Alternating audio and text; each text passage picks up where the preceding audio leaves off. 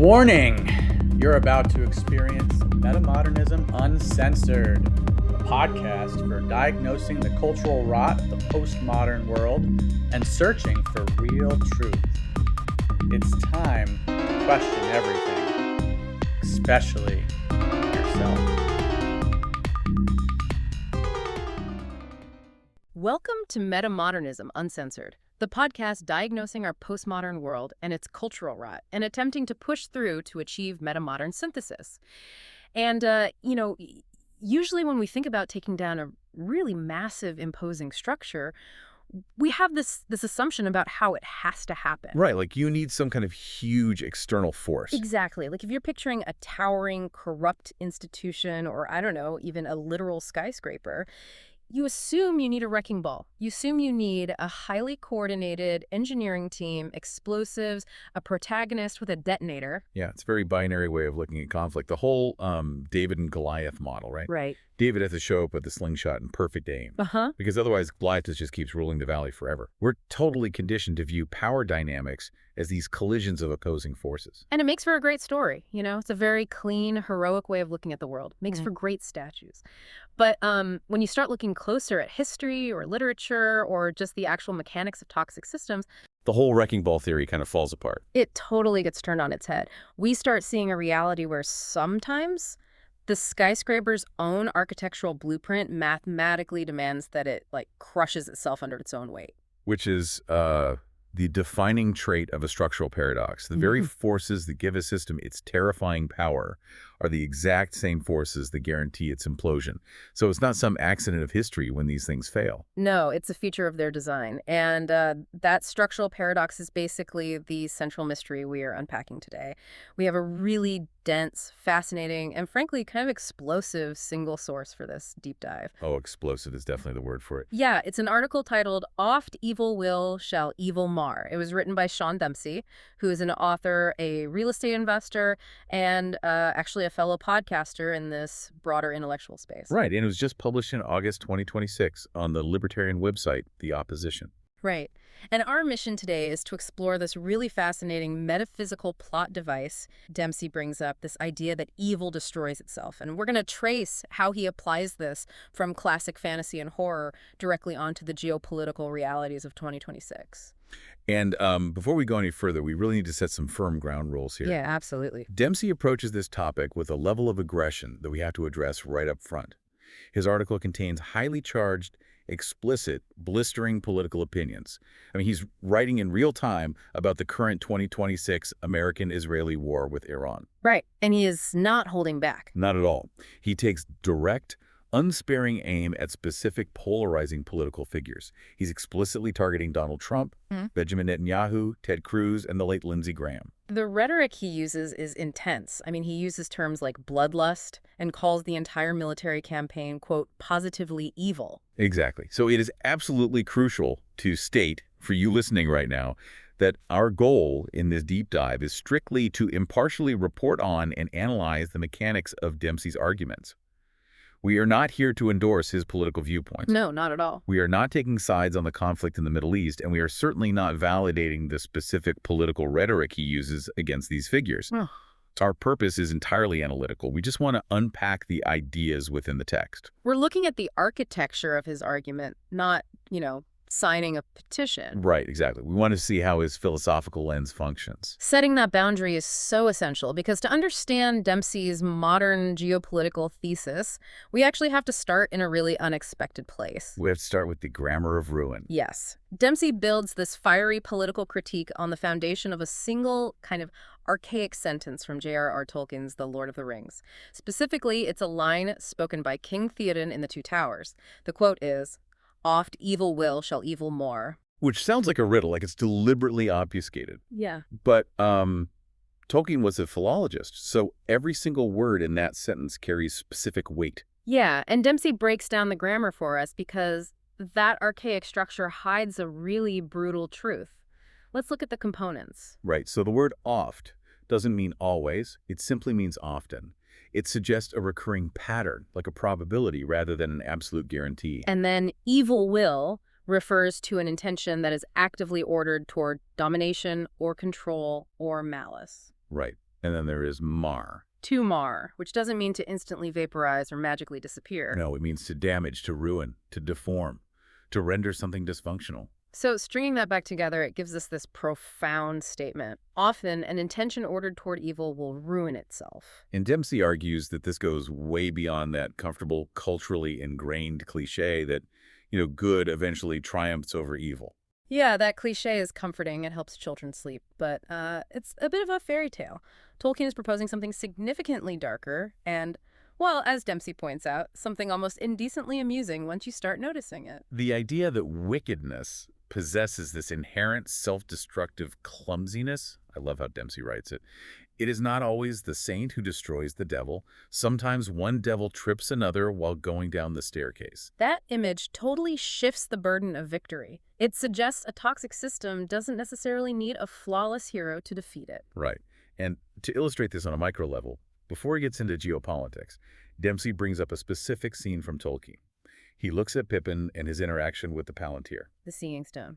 Right, so for a quick refresher for everyone, Pippin the Hobbit does what he constantly does, which is let his impulsive curiosity override all his instructions. Classic Pippin. Classic Pippin.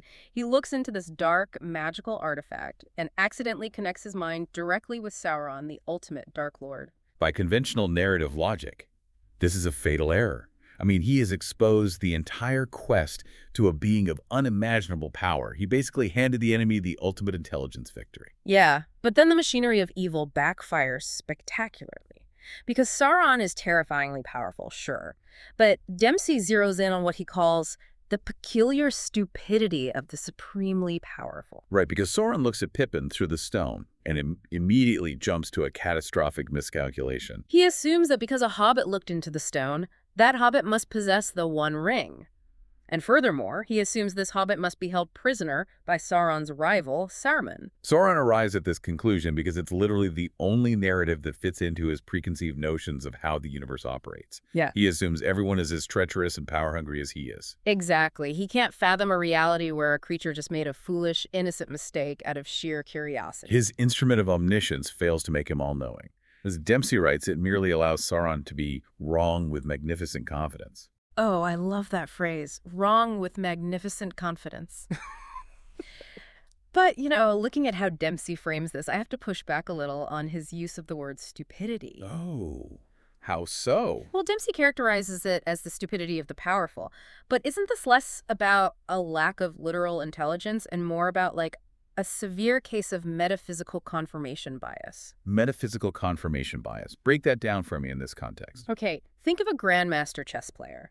This player is totally obsessed with their own overarching strategy. They're calculating dozens of offensive permutations, entirely focused on forward momentum. Right. And they become so insulated by their own strategic brilliance that they become utterly blind to the fact that they are actively setting up their own checkmate. They aren't stupid, their IQ is off the charts, but their worldview is so closed off to the possibility of an opponent acting outside their established paradigm that their own aggressive forward momentum becomes the trap. Ah, I see. The systemic blindness caused by hyper-focus on dominance. Sauron's evil will mars him, not because his mind is slow, but because his entire operating system literally cannot process concepts like humility or innocence. He only understands the acquisition of power. So when he encounters a data point that isn't about power, like a curious hobbit, his interpretive framework corrupts the data. Exactly. He makes a fatal tactical deployment based on a delusion. He ends up deceiving himself far more thoroughly than Pippin ever could have. Which brings us to the next layer of Dempsey's argument, and this is where it gets darker. He moves from this sort of amusing tactical error on Sauron's part to a much more uncomfortable, grinding philosophical reality. Right. What we can call the Gollum principle. The Gollum principle. Dempsey asks a really devastating question here. What happens when good isn't actually strong enough to win on its own? Yeah, he really turns the screws on the reader. He forces an examination of the climax of The Lord of the Rings, pointing out something that cultural memory often glosses over. Frodo fails. He completely fails. Dempsey highlights this aggressively, calling him a total loser in the final moment. I mean, Frodo goes through miles of unimaginable agony, starvation, psychological torture. He carries this ultimate burden to the very edge of the volcanic fires of Mount Doom. And at the decisive moment, the moment where the classic hero is supposed to toss the artifact into the fire and save the world, He simply cannot do it. He claims the ring for himself. The corruption is absolute. Goodness has officially lost the battle of endurance. And the implication of what happens next is crucial to Dempsey's thesis. We don't get a magical rescue. Aragorn doesn't swoop in to physically stop Frodo. Providence doesn't step in to reward Frodo's prior virtue with a miracle. No. Who actually saves the day? It is Gollum, this wretched, corrupted, murderous creature. Gollum, driven absolutely mad by his addiction to the ring, attacks Frodo. He bites off Frodo's finger, reclaims his prize, and in his sheer blind ecstasy of finally possessing his precious again, he loses his footing and dances right off the precipice into the fire. The ring is destroyed not by a heroic act of renunciation, but by an act of supreme greed. Dempsey points out the supreme cruelty of this cosmic joke. The ring spent centuries cultivating Gollum. It warped his mind and body. It fed his insatiable appetite. And it is that exact, specific, manufactured appetite that destroys the ring. The ultimate paradox of power. Gollum doesn't have a redemption arc. He remains perfectly, consistently evil until the very millisecond he dies. And Dempsey argues that's precisely why he possesses the specific mechanism required to destroy it.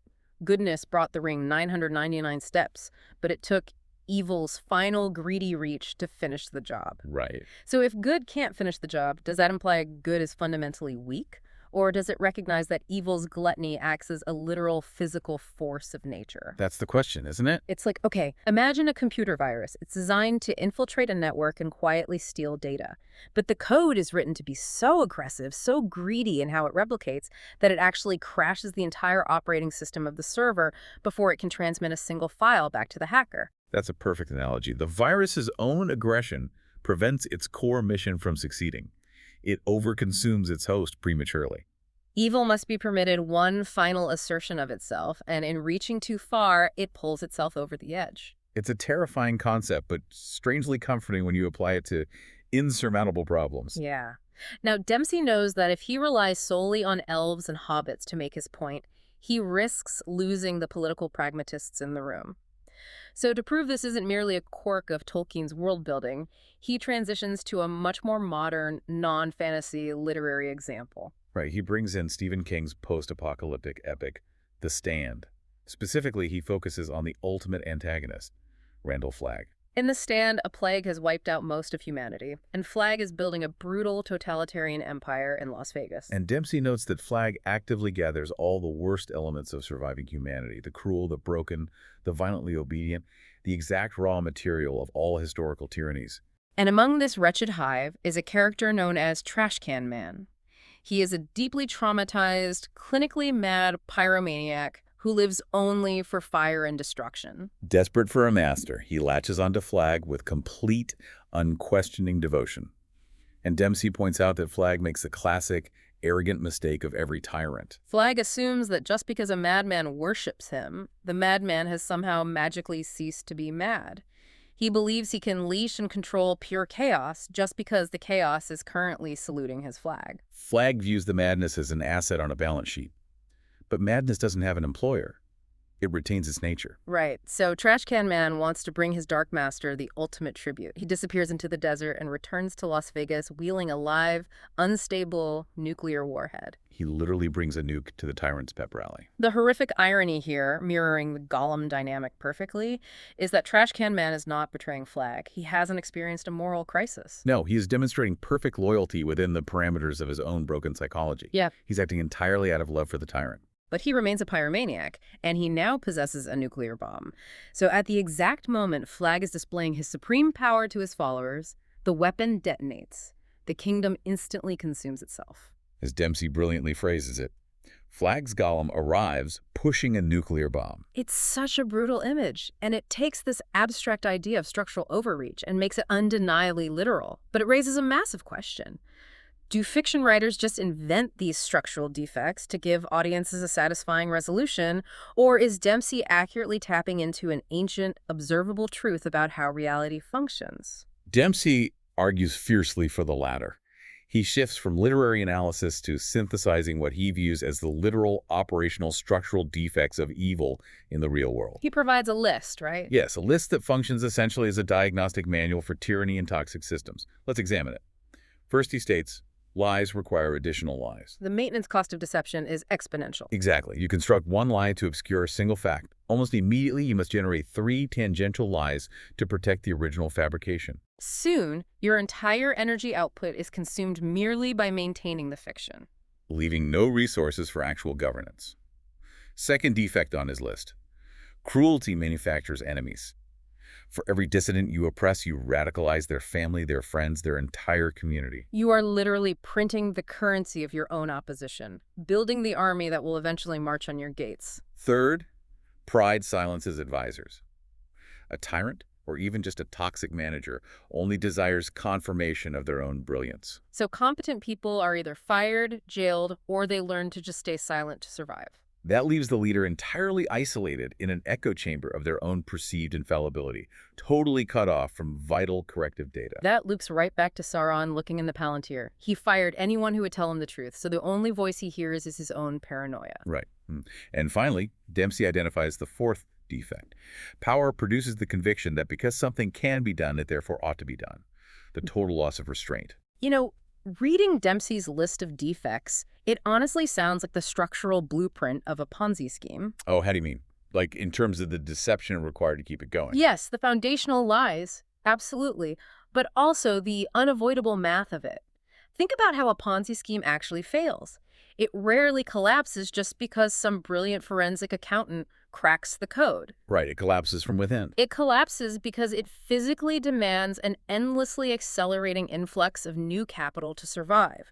To pay off the old investors, you need exponentially more new investors. The math itself demands more resources than reality can actually sustain. It's designed to overreach, and therefore it's mathematically destined to implode. Exactly. The math itself is the Gollum. I love that. And that accelerating demand for resources perfectly mirrors the interventionist foreign policy Dempsey critiques in the second half of his essay. Yes. This is where Dempsey maps the whole philosophical framework, the Tolkien grammar, the Gollum principle, Trashcan Man, directly onto the geopolitical landscape of August 2026. And this requires us to reiterate our impartiality disclaimer from earlier.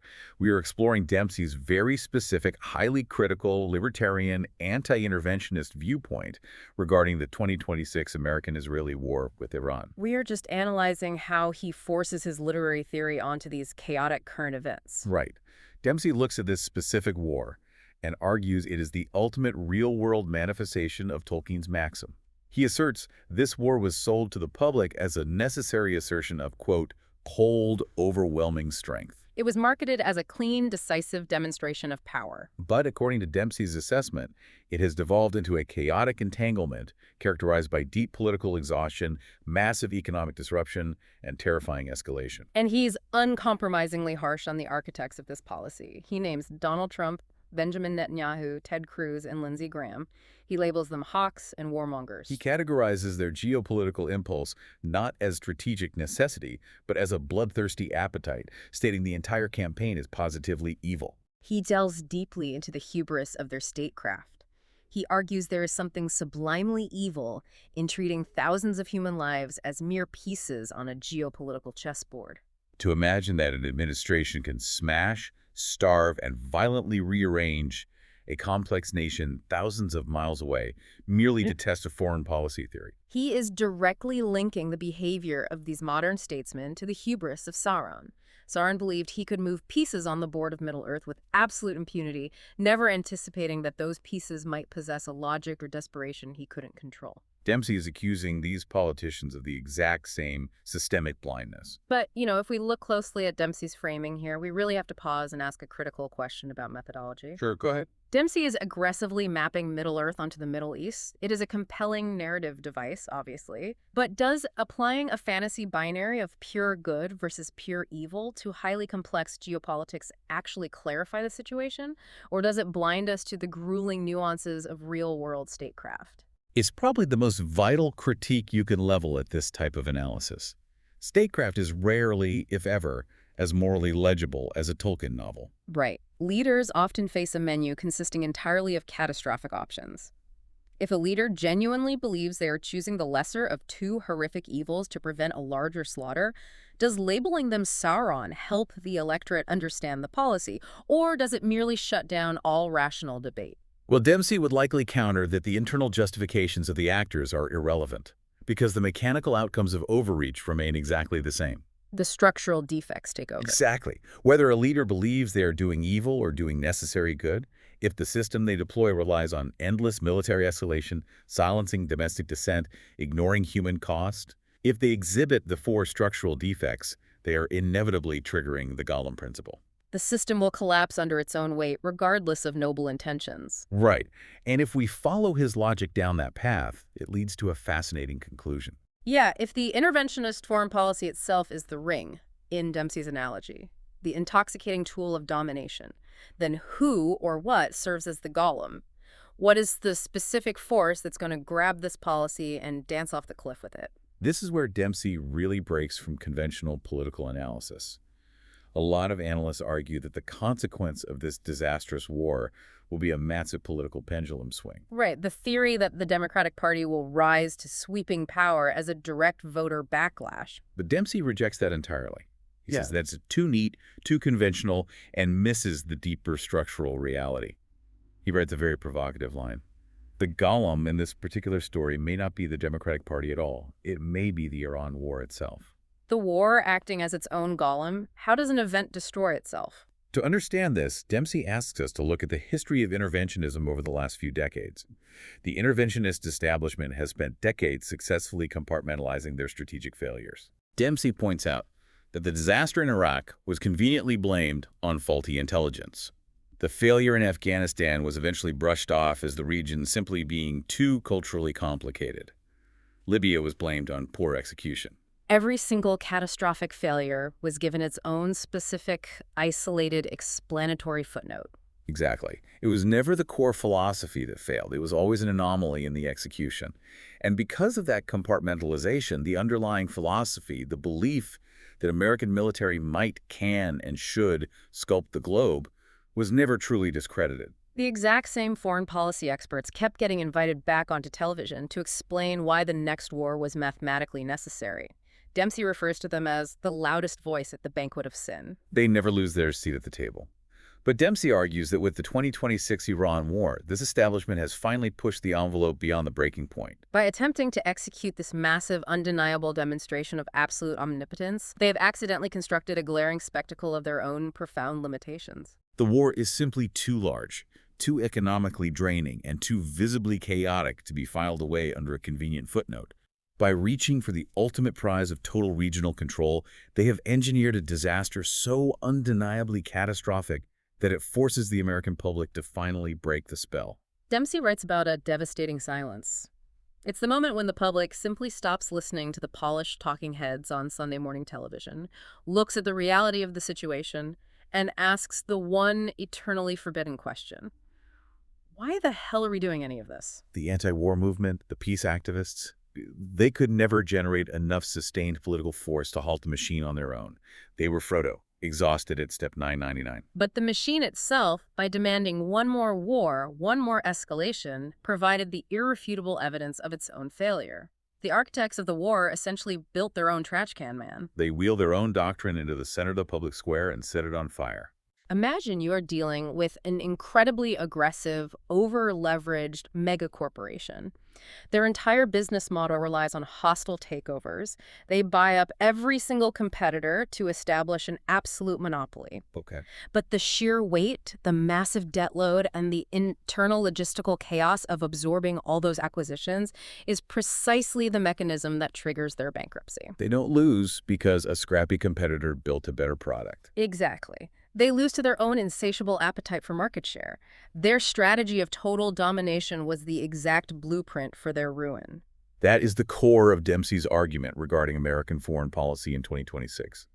The attempt to secure absolute, unchallengeable control is the very mechanism breaking the domestic enchantment that allowed endless intervention in the first place. Well, this analysis requires us to tie Dempsey's political and literary theories back to the overarching mission of the show. We need to process this through the lens of metamodern synthesis. Dempsey ends his piece with a profound observation amidst all the blistering rhetoric. He states that America doesn't need to suddenly experience a mass spiritual awakening to stop the war machine. It only requires the capacity to see the brutality and tragic results of the war clearly. He writes, "The mirror showing evil to itself may become the greatest weapon against it." And that concept of the mirror is exactly where we bridge into metamodernism. Consider postmodernism the cultural era we are actively trying to push through. Postmodernism leaves us steeped in irony, detached cynicism, and ultimately despair. A postmodernist looks at the military-industrial complex and concludes, the system is hopelessly rigged. As an individual, you are powerless, so you might as well just detach and post memes about how terrible everything is. Postmodernism is intellectually paralyzing. It correctly identifies the corruption, but offers no mechanism for action other than surrender. Right. Metamodern synthesis is about moving past that paralysis. It oscillates between that valid postmodern skepticism and a renewed, almost naive sincerity and hope. In the context of Dempsey's article, metamodern synthesis is the profound recognition that yes, the system might be overwhelmingly toxic. But because you understand the Gollum principle, you realize that toxic systems contain the very seeds of their own destruction. Their structural defects are not bugs, they are the operating system itself. You do not have to succumb to despair simply because you don't possess a magic sword to slay the dragon single-handedly. The synthesis is realizing that if you hold your ground long enough, the dragon is mathematically likely to choke on its own fire. Let's pull this down from the macro level of geopolitics and make it highly practical.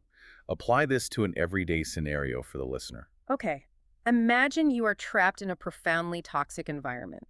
Maybe it's a narcissistic, destructive boss who is systematically ruining your workplace.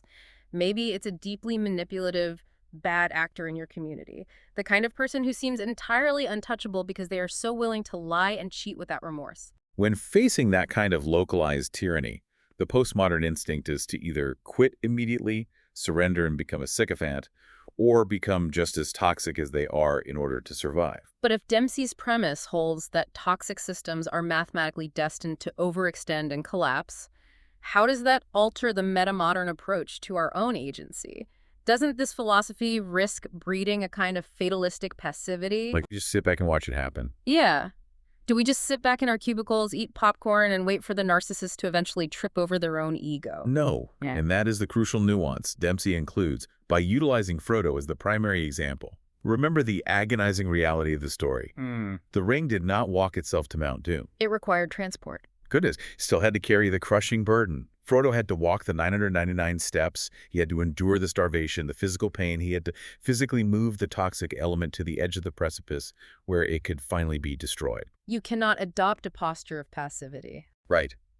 In your toxic workplace, you still have to do the grueling, unglamorous work. You have to document the abuses, protect your vulnerable colleagues, maintain your own integrity, and refuse to participate in the foundational lies. The daily resistance is the 999 steps. You must do the work. But the metamodern synthesis, the psychological relief that prevents burnout, comes from realizing you do not have to carry it over the finish line. You don't have to pressure yourself to be the grand hero who orchestrates the final downfall of the toxic boss. Exactly. You do the agonizingly hard work of holding the line of reality, and you let the toxic element overextend itself against that reality. You let their pride and desperation for control push them into making that one fatal, undeniable error. You let them expose themselves for the final mile. You let them bring their own nuclear warhead to the staff meeting. Metaphorically speaking, yes. You trust the inherent structural defects of their wickedness to finish the job you started. That is an incredibly empowering framework. It totally redefines what victory looks like for the individual. It removes the paralyzing pressure to be a superhero while simultaneously demanding that you remain courageous and engaged in the struggle. It is the deep wisdom of recognizing the limits of your own agency while trusting the natural, self-correcting mechanics of reality. Oft evil will shall evil more. We have covered immense ground today. From the archaic grammatical structure of a Tolkien quote, to a radioactive offering wheeled through the Nevada desert, straight into the stark geopolitical realities of August 2026, and finally arriving at a metamodern framework for navigating the toxic structures in our own lives. It is a massive, highly provocative thesis packed into a single essay. And again, as a final reminder, while Sean Dempsey's political conclusions regarding the Middle East are fiercely his own and highly debatable, the philosophical lens he provides, the architecture of how hubris ruins itself, is undeniably fascinating. It changes how you process the daily news, how you analyze history, and how you confront the seemingly invincible structures in your own world. I want to leave you with a final thought to mull over. Mm-hmm. We started this deep dive talking about skyscrapers and the assumption that you need massive external explosives to bring them down. Look around at the most stubborn, seemingly unstoppable toxic forces in your life or in the headlines today. The institutions, the leaders, the systems that feel as heavy and immovable as a mountain. Right. Instead of despairing over their immense power and instead of frantically searching for a wrecking ball, look closer at their foundation. Look at their appetite. Look at their arrogance. What are the chances that, right at this very moment, deep within their own impregnable fortress, they are busy building their very own Trashcan Man? Keep pushing through. We'll see you on the next deep dive.